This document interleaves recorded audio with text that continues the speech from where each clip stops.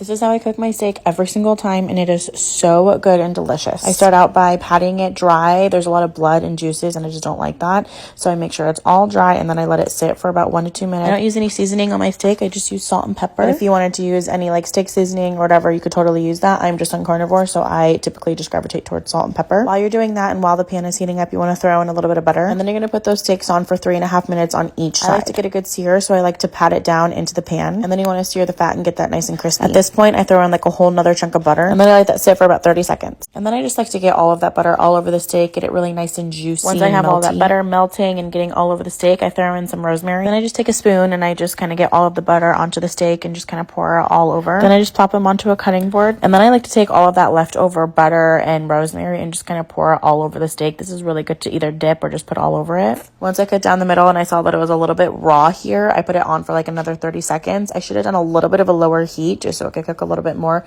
in the middle, but yeah, so I would do 3.5 minutes on each side.